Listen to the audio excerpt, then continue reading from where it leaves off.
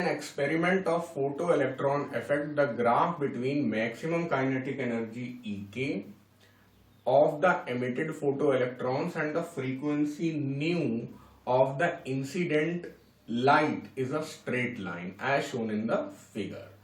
Calculate threshold frequency, work function, Planck's constant, the maximum kinetic energy of emitted photoelectron of the light of frequency 8 into 10 to the power 14 पर second. भाई बहुत सारी चीजें निकालनी हैं, चार चार पार्ट हैं। पहले बात को समझो क्या होता है। देखिए बच्चों, आप इक्वेशन क्या जानते हैं, मैंने क्या आपको सिखाया है, h nu is equal to E K plus work function. लेकिन आइंस्टीन जी ने थोड़ा अलग तरीके से लिखा था, उन्होंने लिखा था E K is equal to H nu minus work function. अरे इसको इस तरफ ले गए और कोई नई बात नहीं है। अब इसे आप कंपेयर करिए y is equal to m x plus c से, ठीक है। तो y एक्सिस में ई के प्लॉट किया गया है और x एक्सिस में न्यू प्लॉट किया है। तुरंत आपका मन कहेगा अच्छा, यानी स्लोप m जो है वो प्लैंक्स कांस्टेंट के बराबर होता है। बिल्कुल सही समझा आपने। तो तुरंत आपने समझा कि y इंटरसेप्ट जो होता है वो हमारा c is equal to minus W होता है। अब यहाँ पे c जो है वो खुद ही -2 आ रहा है, तो वर्क फंक्शन अपना आ जाएगा। ये सारी चीजें हमें समझ में आती। अब एक और बात, थोड़ी और चीज हमें समझ में आनी चाहिए कि जब Ek इज इक्वल टू 0 होता है, at Ek is equal to 0 nu is equal to nu naught. देखो Ek में 0 डालो आप तो ये 0 हो जाएगा, तो h nu is equal to W हो जाएगा। H nu is equal to W, लेकिन हम लोग जानते हैं कि एच न्यू नहीं, एच न्यू नॉट होता है। तो ये भी याद रखिएगा। तो तीन बातें हमें याद आई, ये स्लोप, ये इंटरसेप्ट और ये न्यू नॉट। तो आगे आपको कभी भी ये ग्राफ दिखाई दे, एक बार फिर से बना रहा हूं जनरल ग्राफ, ये हमेशा आपको ऐसा ही दिखाई देगा। कभी वर्क फंक्शन जो है ये मतलब इधर से नहीं कटेगा, हमेशा नेगेटिव साइड में ही होगा, क्योंकि ऐसा है ना, इसलिए। क्योंकि इक्वेशन में, आइंस्टीन की इक्वेशन में ही वर्क फंक्शन के साथ माइनस साइन लगा हुआ है, तो ये हमेशा आपको ऐसा मिलेगा। तो ये पॉइंट क्या हो जाएगा, न्यू नॉट, ये डिस्टेंस क्या हो जाएगी, वर्क फंक्शन, और ये स्लोप क्या हो जाएगी, प्लैंक्स कांस्टेंट। मस्त चीज है ये, हमेशा याद रखिए। आईआईटी जेईई वगैरह में बहुत काम आएगा, नीट में बहुत काम आएगा, ठीक है। तो इसको जरूर सीख लीजिए, ठीक है। तो मैं थोड़ी जगह खाली करता हूं। पहला पार्ट, थ्रेशोल्ड फ्रीक्वेंसी। तो न्यू नॉट मैंने बताया ही था, जहां पे ये एक्स एक्सिस को काटे ग्राफ, एक्स एक्सिस को कहां काट रहा है, 3 पे काट रहा है। तो एग्जाम में आप गए, आपने 3 लिख दिया, 3 हर्ट्ज लिख दिया, गलत हो जाएगा। 3 इंटू 10 टू द पावर 14 पर सेकेंड दिया हुआ है, चाहे पर सेकेंड लिख लीजिए चाहे हर्ट्ज लिख लीजिए, आपकी बुक हर्ट्ज लिख रही है, ठीक है। तो पहला पार्ट हम लोग ने कर लिया। एग्जाम में सिर्फ इतना ही लिखना है आपको, ठीक है। ये सब बनाने की जरूरत नहीं है, आगे आवश्यकता पड़ेगी तो किया जाएगा कुछ। फिर उसके बाद दूसरा क्या है, वर्क फंक्शन। तो हमने बोला ही था कि इसको देखो, ये वर्क फंक्शन हो जाता है। तो ये कितने यूनिट है, 2 यूनिट है। तो बस आप चाहें तो लिख सकते हैं work function is equal to minus c और माइनस टू पे काट रहा है ना ये, तो -2 इंटू 10 टू द पावर -19 ऐसे कर सकते हैं। लेकिन ये सब करने की जरूरत नहीं है, आप सीधे ही आंसर लिख सकते हैं। Work function is equal to 2 into 10 to the power -19 joule. बस बात खत्म, है ना। था ना बढ़िया सवाल। तो आप ग्राफ देखिए, फटाफट आंसर लिखिए, ये तरीका है। अभी 2 ही पार्ट हुए, थर्ड पार्ट पे आते हैं।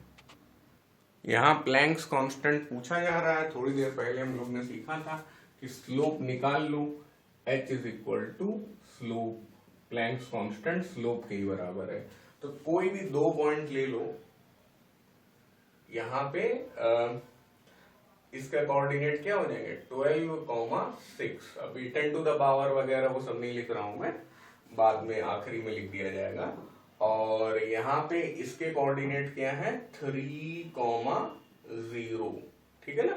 x कोऑर्डिनेट 3 है, y कोऑर्डिनेट 0 है, इसका x कोऑर्डिनेट 12 है, y कोऑर्डिनेट 6 है। फिर 10 टू द पावर भी अभी रखूंगा। तो y2 minus y1 divided by x2 minus x1, यही तो होता है फॉर्मूला। तो y2 क्या है यहाँ पे, इसको मान लेते हैं, इसको x2 y2 मान लेते हैं। तो y2 है 6 माइनस 0 और x2 क्या है 12 में से गया 3, ठीक है। अब आप रख दो जो 10 टू द पावर वाली बात है। तो x कोऑर्डिनेट में आपको है 10 to the power 14, x coordinate में नीचे है 10 टू द पावर 14, ठीक है भाई। और y कोऑर्डिनेट में यहाँ पे क्या है 10 टू द पावर माइनस 19, डरने का नहीं, ठीक है। 6 डिवाइडेड बाई 9 वो हो जाएगा 2/3 इंटू 10 टू द पावर 19 14 कितना हो जाएगा 33। गड़बड़ हो गया क्या कुछ, नहीं ठीक है सही चल रहा है। 2/3 कितना हो जाएगा 0.66 into 10 to the power minus 33। 666 लिख लो, देखते हैं वो लोग क्या, हाँ 666 सही है।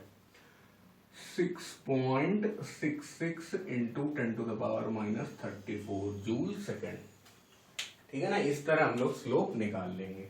अब इसमें बच्चे शिकायत कर रहे थे, कह रहे थे सर आपने क्या किया कि काफी बड़ा वाला ट्रायंगल ले लिया, हमने क्या किया था ये वाला लिया था, ठीक है, ये वाला लिया था। तब देखना क्या होगा, तब गलत आएगा ये होगा, क्योंकि इसमें इन्होंने आपको एरो लगा के 8 दिया हुआ, बड़े कायदे से 8 दिया हुआ इन्होंने, ठीक है। तो ये जिस तरह ये मैंने 3,0 लिखा है, ये 8 कॉमा हो जाएगा 3। तो अब देखो इन दोनों में अगर लगाएंगे तब हमारे कोऑर्डिनेट क्या बनेंगे 6 माइनस 3 और 12 माइनस 8। तो यहाँ हो जाएगा 3, यहाँ पे हो जाएगा 12 में 8 गया 4। तो आपका 2/3 की जगह 3/4 आएगा और 0.75 into 10 to the power minus 34 आएगा। तो एक्चुअली में इस क्वेश्चन में ये जो वैल्यू 8 दी हुई है वही गलत है, लेकिन जो भी है अब मतलब एक्सपेरिमेंटल ग्राफ कुछ बनाया गया है। आप खुद ही देखिए जो ग्राफ में 8 बना हुआ है मेरे में भी, और आप इस डायग्राम में भी देख लें, आप अपनी बुक में भी देख लें, तो 8 ऑलमोस्ट बीच में है, ठीक है। और जबकि जो ये वाला है ये 3 पे ही लाई कर रहा है, तो 3 वाला जो होगा वो 8 से थोड़ा सा पहले अगर आता तो शायद हमारा आंसर बन जाता, या जो बुक है वो इस पॉइंट को सही से लोकेट नहीं कर पा रही है। तो इसलिए ये पॉइंट और ये पॉइंट लेने में ज्यादा सहूलियत होगी। तो जो मैंने किया है वो सही है, ये वाला भी जो कर रहे हैं बच्चे वो सही है, लेकिन वो पॉइंट ही जो 8 वाला मार्किंग की गई है वो मेरे हिसाब से सही नहीं है, ठीक है ना। क्योंकि आप 6 से जाएं और फिर 9 से जाएं तो वो उसके रेशियो में नहीं आता है, वो ये पॉइंट थोड़ा सा खिसका हुआ है, ठीक है। तो ये मत करिए, आप ये दोनों पॉइंट्स लीजिए। हालांकि ये कहना अच्छी बात नहीं है कि मैं जो पॉइंट बता रहा हूं वही पॉइंट लीजिए, एग्जाम में आपको सही क्वेश्चन मिलेगा, आप चिंता मत करिए, ठीक है। तो ये तो हो गया प्लैंक्स कांस्टेंट का काम। अब आखिरी बात जो बची हुई है वो भी कर ली जाए, वहां ज्यादा दिक्कत नहीं है, देख के ही आंसर करना। Maximum kinetic energy of the emitted electron by the light of frequency 8 into 10 to the power 14। तो अब यही 8 इंटू 10 टू द पावर 14 जो दिया हुआ है खुद ही उन्होंने मार्क कर दिया है, और ऐसे करते हुए गए तो वो 3 पे आ गया। तो ठीक है भाई, 3 पे आ गया तो हमारा जो आंसर हो जाएगा वो हो जाएगा 3 into 10 to the power minus 19। तो फोर्थ पार्ट में कुछ खास करना नहीं है, देखी के आंसर आपको कर देना है।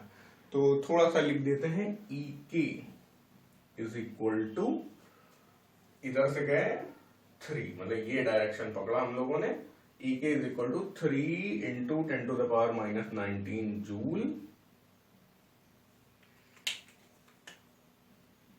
for, इतना लिख देना सही रहेगा, for frequency nu is equal to 8 रेड वाला into 10 to the power 14 hertz.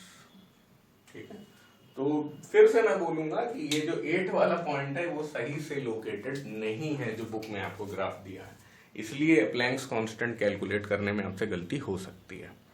But मैंने एक सेफ मेथड निकाल लिया था तो उससे सही आंसर आ गया। This question is done now.